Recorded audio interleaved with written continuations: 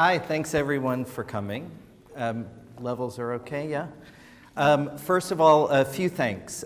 Major support for the Contemporary Arts Museum's Houston presentation has been provided by Brad and Leslie Bucher in honor of Jerry Ann Chaney, Phoebe and Bobby Tudor, an anonymous donor in honor of Dylan Kyle, and additional support has been provided by Carrie Inman and Denby Auble, Susie and Sanford Kreiner, Joe and Joanne Gatto, Dylan Kyle and Sam Lassiter, Lehman Maupin Gallery in New York, Nancy and Eric Littlejohn, Mary McHale Lovett McLean, Gary Mercer, Betty Moody, Scott and Judy Nyquist in honor of Jerry Ann Chaney, Nicole Longnecker and David Pesikoff, Emily Leland Todd, and Westwood Wealth Management.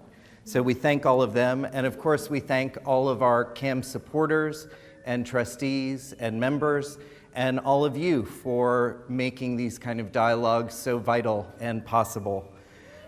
This exhibition, Nari Ward, We the People, contains 25 years worth of work. It's been organized by the New Museum in New York. The organizing curators there are Gary Carrion Muriari, Massimiliano Joni, and Helga Christofferson. And it has been a total pleasure to work with them as well. I think our biggest thanks, though, go to Nari Ward, the artist, and to his assistant and good friend, Stephen Rose, who spent a good week here in Houston with us installing the works. You'll get a sense as we kind of walk through how complicated some of them are.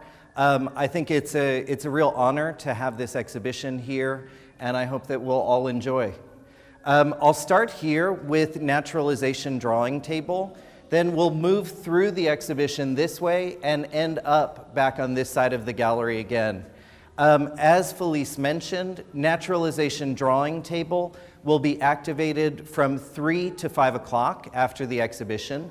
If you have an official ID, a state-issued ID or a passport, you are invited to sit down for a brief exchange with a notary public who will take a picture, and in exchange for that, you'll receive a set of the prints that you see, which are drawings by Nari Ward that are displayed on the front of the table. Nari is an artist who was born in Kingston, Jamaica. He came to the United States at the age of 12 and moved to Brooklyn.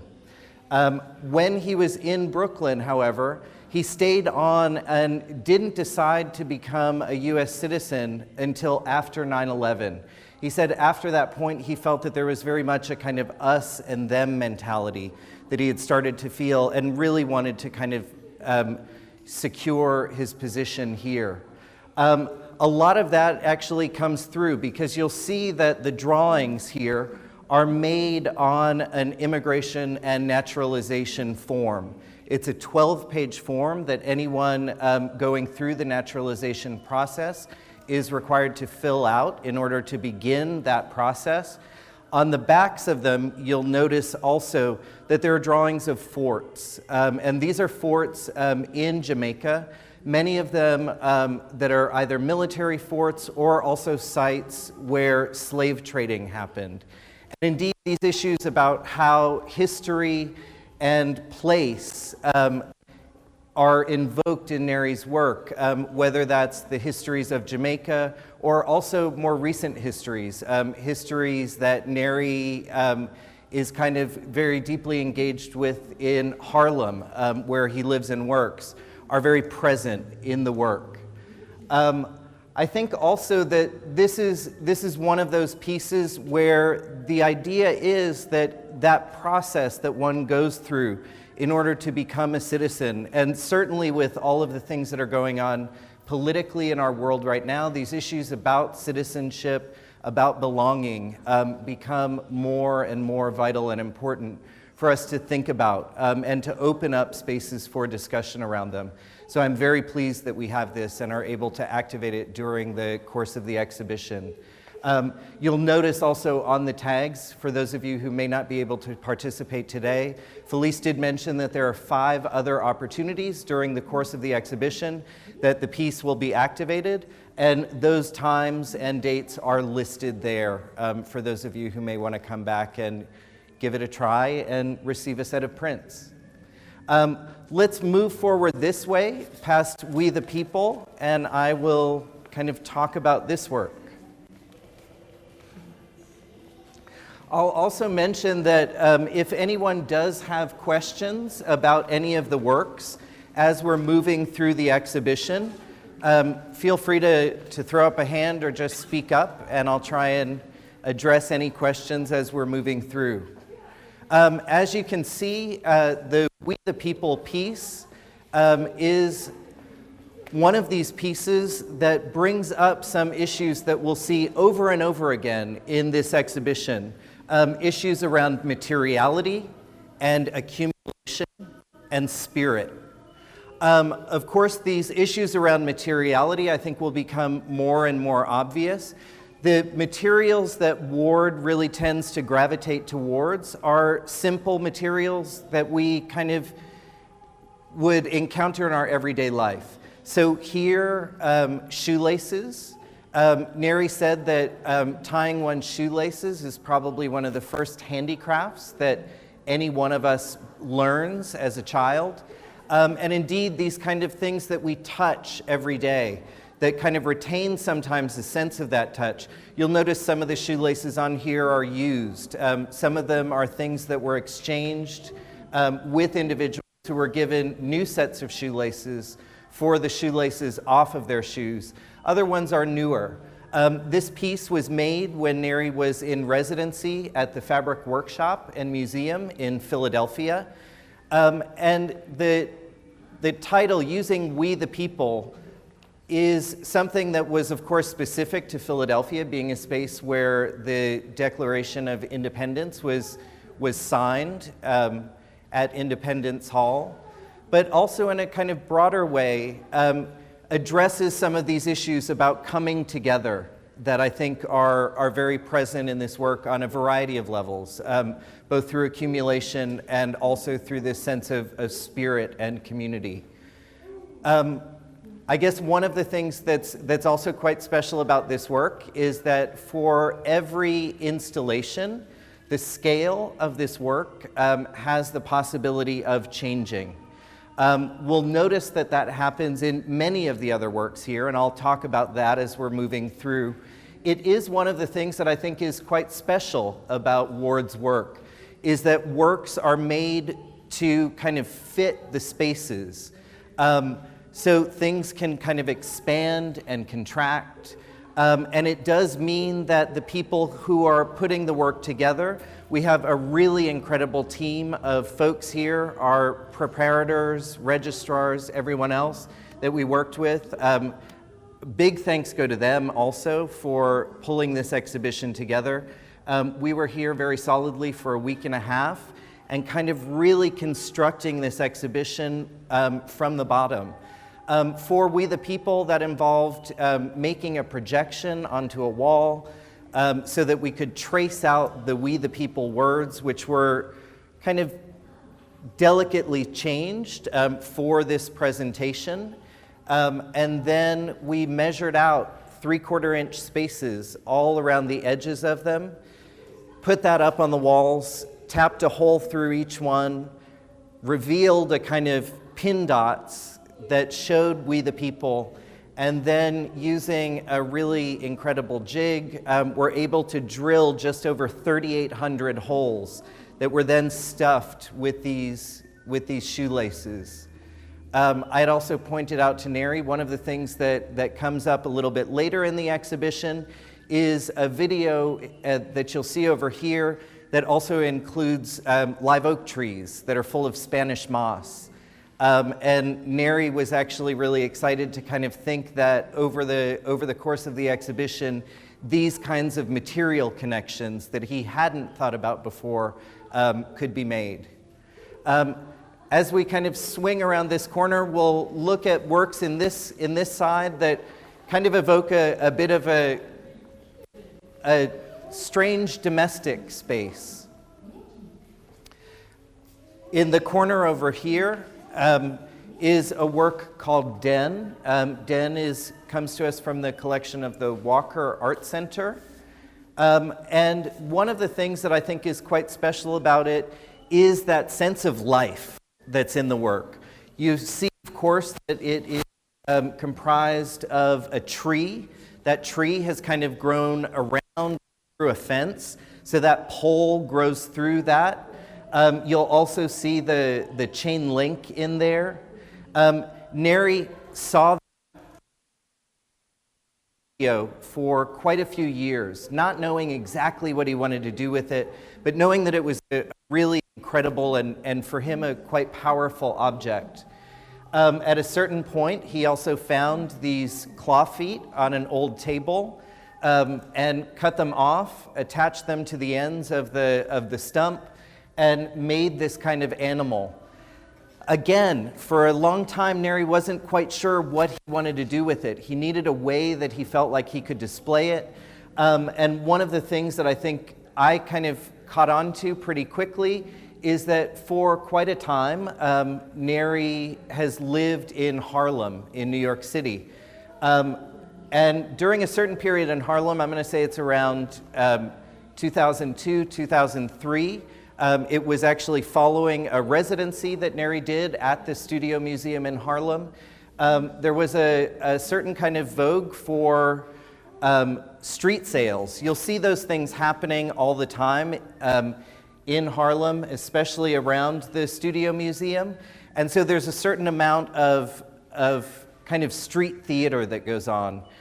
I noticed this thing and remembered actually seeing some of these guys that would like dump dirty water onto carpets and then spray one of it with a cleaner and start to kind of mop it. You'll notice that one corner is actually clean. Nari saw this thing, and for him, it actually evoked a painting by Henry Osawa Tanner, an African-American artist who was painting back in the turn of the century. And he thought about that and thought about this image of Daniel in the lion's den, where there's a kind of shaft of light coming in onto the figure, and thought, wow, that's what this is for me. He actually, at that point, bought both the carpet and all of the cleaning supplies that the guy was selling, making that guy pretty happy for that day's work, and decided then that he would use it as the base for the display of this kind of hybrid creature that he's created. The clock that you see over here is called Anchoring Escapement Fang. Fang refers not to fangs like one might see in a mouth, but to the Fang peoples of Africa. And those are Fang figures that are in the case of the clock. The image that you see over top of it is called a Congo cosmogram. The cosmogram is a symbol that for the Congolese people is a cultural symbol that represents life, death, birth, and rebirth. You can almost think about it as a horizon line with the sun kind of coming up and down, something that is also very present in lots of other religious, spiritual, cultural beliefs like the Native Americans.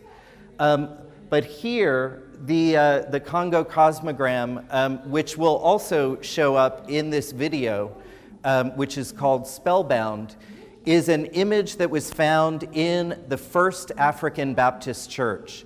It was drilled into the floor of the church, a church that was built by enslaved and formerly enslaved peoples.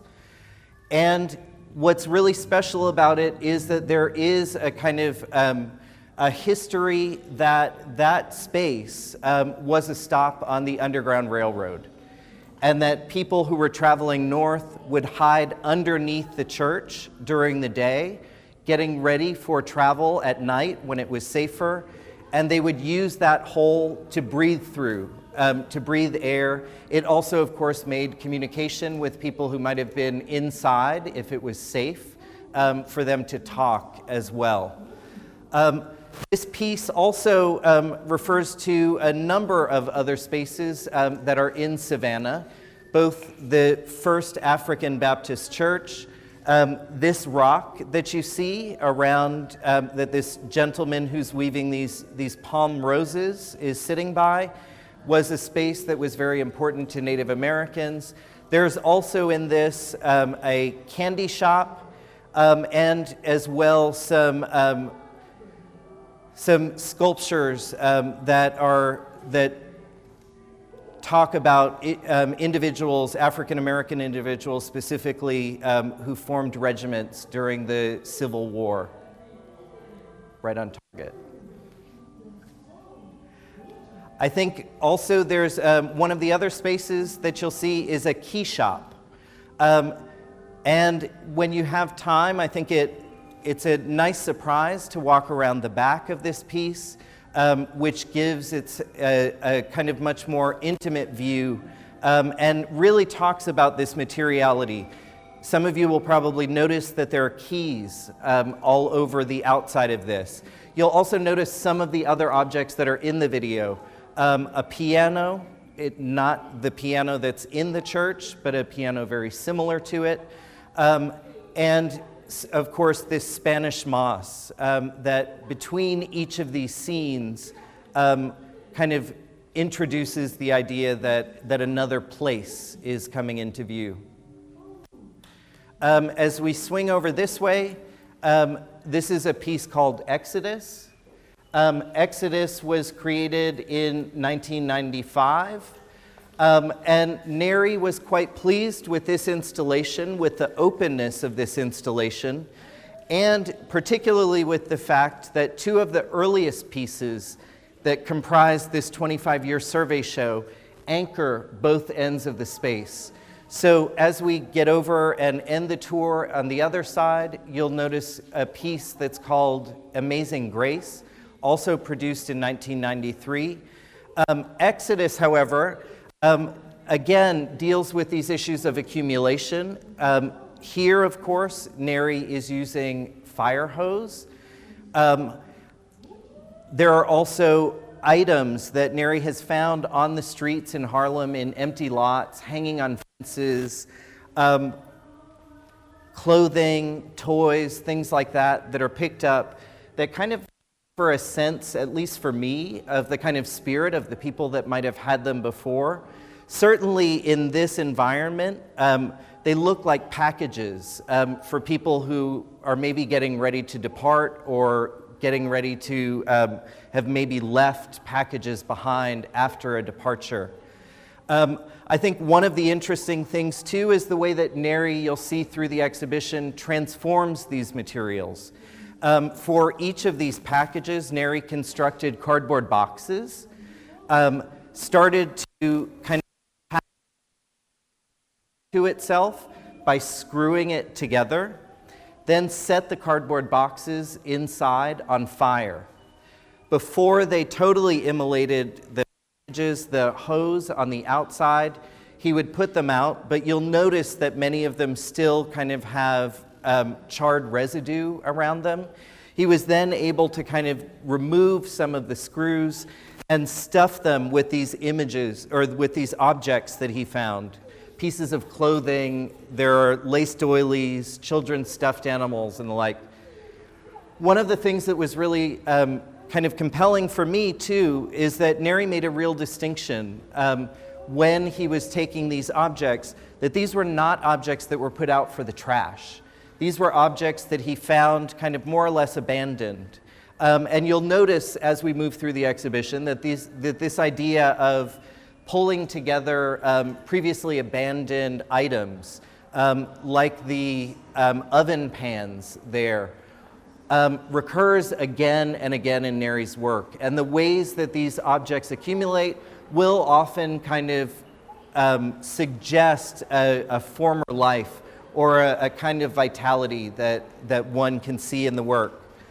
I think also it's nice to kind of take a closer look at the object at the back of Exodus. That object is actually almost solidly made up of hose that's twisted and twisted so it begins to kind of knot up and then is screwed back onto itself. Nari's truth to materials is in there, in that this object is just built nearly solidly of hose. It's on a wooden background, but what we're looking at is about 850 pounds of hose that have just been kind of built and mounded up in order to form this. The kind of triumvirate of holes that are in there, Nari refers to them as a kind of Father, Son, and Holy Spirit. They also kind of reference other objects, I think, like chakras. They certainly have a kind of idea of whirlpools, something that really pulls you in, that might be taking you to another place. And again, kind of continuing this notion of travel or movement.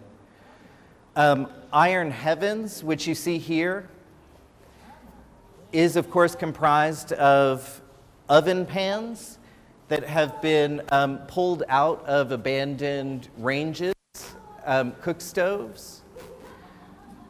And one of the things that's kind of particularly nice for us, because we have such high ceilings here, is that in previous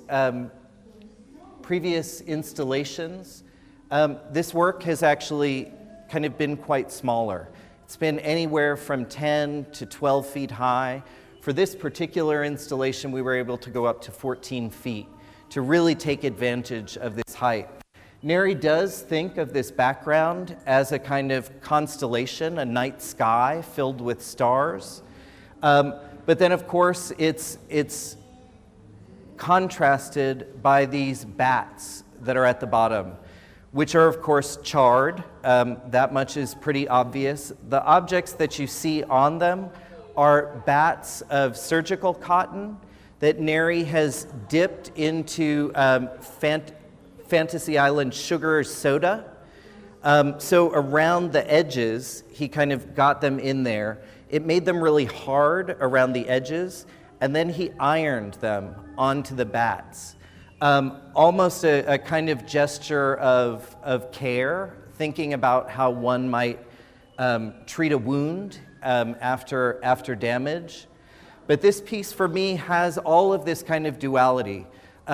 Thinking about night, of course, as a time of dreams, but as well night as a time where danger might be possible. Again, in this kind of idea of the charred bats, you know, there's this idea of fire as a cleansing force, but also the way that fire can destroy. And even more, I think, the kind of implications of violence and possibly after that regeneration, which is very present across quite a few of the works. That sense of regeneration, I think, is something that's very important to Nari. It comes up, of course, in this idea of the kind of multiplicity, like all of these bats kind of coming together. And also the kind of that narrative, and really open-ended narrative. Nari has talked about the fact that he's less interested in things that tell a story in a very specific way, and more interested in a bit of mystery. That these things can be open to the kinds of ways that someone might interpret them without just a single possibility being the kind of accepted story. Anyone have questions so far? So let's move on this way. Again, when we start to think about these issues of accumulation, of course, these bottles, mystery being present in the bottles, that you'll notice if you look a little bit closer at them, that there are rolled up notes, so messages in these bottles. They are sealed, so we don't know exactly what they are. But in that way that there is also multiplicity in the work, these are also kind of references to bottle trees, which many of you will know. I seed some of them in my neighborhood, see a lot of them in places like San Antonio, where people will actually stick bottles on trees in an effort to kind of capture foul spirits or bad spirits. And so that notion of kind of sending out messages, The kind of figure 8 up at the top, also an infinity symbol, thinking about the ways that that these messages, whether they're written messages, prayers, etc., can be sent on. Maybe we can jump around to this other side, and I'll talk a little bit about glory.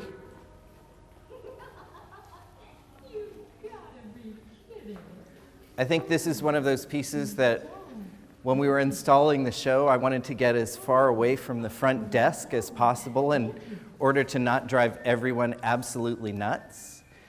The sound that you hear, well, I'll talk about that a little bit later. The object, of course, is a tanning bed. Although it also, people have pointed out, kind of references a coffin or sarcophagus in some ways. It is a functioning tanning bed. Come on over here. You gotta be kidding. Those of you who are worried about becoming sterile should not look at it for too long. Nari has had a studio assistant who used the tanning bed and began to tan patterns of stars into his back after laying in it for about 45 minutes. I will turn it off to spare everyone the danger. He was kind of interested to create this piece because he had seen a catalog like the ones that you see when you're flying on a plane that advertised a tanning bed that you could buy at home that was called Montego Bay. And he started to do some research about tanning beds, and they all had these kind of tropical names to them. And he said he had to laugh to himself because in these places, no one would actually think about using a tanning bed. He said a tanning bed is very much a first world object. And so he was interested to kind of play with that. But the way that he played with it and twisted the knife, I think, was by kind of introducing this sense of bricolage, of taking objects that weren't necessarily made to be a tanning bed and turning it into a tanning bed. You know, something that'll be very familiar to all of us who have seen barbecue grills, say, that have been made out of different kind of containers like this. The rub here also is that he was interested in kind of thinking about how he could think about this idea of motion between places, about Americanness, etc. And so he introduced this pattern of the stars and stripes into the tanning bed. And he said it all started to feel really dark to him. Of course, many of them, kind of dark issues. And it's interesting that degree of criticality. But he didn't quite know how to finish the piece. He was on a residency. His daughter was with him. And they went into the place where they were staying, and they pushed a play on a CD player, and someone had left behind a CD. It's what you're hearing right now, and it's a CD that was made in order to be able to teach a parrot how to speak English. So you can imagine kind of leaving this playing. I'm a bad bird. Come on over here. All of these things just playing again and again and again, that the animal might kind of learn how to repeat them, even if it didn't understand exactly what it was saying. As we kind of go through this section, a body of works, the breathing panels on this side, and the breathing circles over here. I'll caution folks, I guess everybody knows not to touch them, but these are, importantly, objects that are continuing to patina. The surfaces are copper. They have been patinaed with different chemicals that Nari used. You'll notice in some of them that there are other objects. For instance, here, this piece, Ground in Progress, not a part of either one of these series, references quilts. And there is some mythology that points to the fact that during the Underground Railroad, different quilts may have been hung on porches in different areas to signal whether or not places were welcoming places, directions that one might want to travel, etc. Thinking about that, though, and thinking about how to kind of connect that older history with a more present history, Nari also, when he reproduced these kind of quilt patterns, also introduced other objects into them. And so you'll see evidence that coins, even an iPhone, lots of keys, over in that section, some clamshells, were placed on top of this when the chemicals that were being used to patina the piece were sprayed onto the copper. Initially, this piece was intended to be walked on, the way that one might walk on a Carl Andre work. And indeed, Nari actually used it for dance performances. The piece subsequently, though, was purchased by a collector, and so at that point, they put a kind of wax coating on the surface to kind of protect it somewhat, and we are no longer allowed to walk on it, although Nari is quite interested in creating another similar piece so that he can continue to use the piece in that way. That idea that the piece is actually titled Ground in Progress refers to the notion that the patina would continue when things like the feet of dancers were on top of it. And indeed, you see those same kind of things, the patterns of feet, the patterns over in this work of some shoes as well as feet. He used, very specifically chose Air Jordans and Timberlands, this idea of earth and air, to make these patterns. You see, again, this Congo cosmogram pattern kind of come into play. These actually are also some of the most recent works in the exhibition, having been made from 2016 on. And I think one of the things that's important to kind of think about here is the ways in which these ideas around this issue develop. So Nari, of course, is thinking about migration, thinking about the movement of people, whether that's the movement of people who are literally walking over top of the pieces in order to kind of create these patinas. But also here, you'll notice that this one, I think, when I first looked at it, I actually thought about this kind of Tiepolo painting that was in a dome of the Ascension of Christ, where you see all of these figures from underneath, and you see their feet as they're kind of floating up into the sky with a kind of burst of light at the top. Very much kind of like this.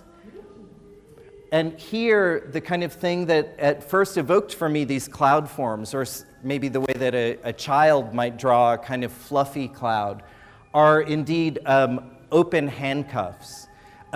Nari said that was a very specific way that he was interested also to kind of think about ideas around incarceration and freedom. And then the surfaces of each of them are actually all of this stuff where it looks a bit, many people think that it's wire that's been stretched taut over the surface. These are actually incisions into the surface where he's taken a kind of sharp object and drawn it through in order to be able to kind of create this starburst effect. One of the things that I thought was also kind of particularly poignant, thinking about this idea of the passage of time, is that as you kind of move past them, they also kind of move up and down. For me, at least, the way that the hands of a clock might turn. The depth also of the cosmogram pattern here, they're backed, of course, with a black velvet to kind of give them some depth. And then Nari realized that the other way that he could kind of create that depth, a real kind of open, empty space behind, was by literally building up the surface. And so that's why the use of these copper brads pinned into the surface came into play. Yes? Are these bricks regional? I know in Savannah and Georgia, they're known for their red bricks. They sure are. Yeah, good find. Well, thank you. I think the last piece that we'll talk about, and I'll talk about it out here, because I think people may want to kind of take a walk through in a kind of slightly quieter way, is the other anchoring piece of the exhibition, a work from 1993 called Amazing Grace. As you can imagine, this is a piece that over the years, it's been installed in quite a few places. It's changed quite a bit over the years. Sometimes there are 100, 200 more baby strollers, sometimes less. All of these baby strollers were scavenged from the streets in Harlem. It took Nari about 3.5 months to find all of them. They were objects that were oftentimes, he found, being used by indigent and homeless people who were moving around the neighborhood, doing things like collecting cans, using them in order to be able to kind of transport them or their belongings to other spaces. For the installation, they also kind of divide up into two groups. The groups on the outside, which Nari refers to as witnesses, are all of the baby strollers that one is able to kind of open up and they stand on their own. I will also say that opening and kind of getting a baby stroller to stand on its own is its own kind of puzzle. But again, if they stand on their own, they go around the outside. Others that are missing wheels or have kind of broken latches, things like that, that don't enable them to stand up, are put into this center group. Those are all kind of holding each other up in a way. And it becomes a real puzzle in order to kind of figure out how to configure them in a way so that they're not collapsing. That's helped slightly by, again, using this fire hose, which is twisted around them. Nari has said that the shape refers to both slave ships, to even the vaginal opening, thinking about this idea of birth and rebirth. And then again, this pattern of fire hose that kind of runs around on the floor, which is drilled directly into the floor, is something that also kind of, one thinks about the kind of motion that moves through it. They also, of course, for me, have some bodily references, thinking about like guts or veins and the way that they transport energy through the body. I think one of the things that's kind of particularly special also about this particular iteration is that it is one of the very few times that it's been installed in the configuration that it was initially made for when Nari created it in an abandoned firehouse in Harlem in 1993, in that it's just one loop. Most of the other iterations, this kind of entry and exit happens at both ends of the room. And so here it becomes a real journey around. One enters and exits at the same place. This was another work that Nari felt while he was making it started to become kind of really, really dark for him. Nari was raised in a Baptist family, and his father was particularly fond of Mahalia Jackson. And so Nari, as he was making the work, realized, the way that I can actually kind of bring some lightness and kind of joy to this was by introducing a sonic element. And so you hear this section of Mahalia Jackson singing Amazing Grace. I wonder, yeah? Is the hose purposefully laid out like an icatus, or is... I don't know. It's, yeah, it does actually, it makes a lot of sense. Yeah, that'd be something that I can try and find out from Nari. Any questions? Well, thanks all very much for coming. And again, our naturalization drawing table is here. If any of you are interested in participating in exchange for a series of prints, please feel free.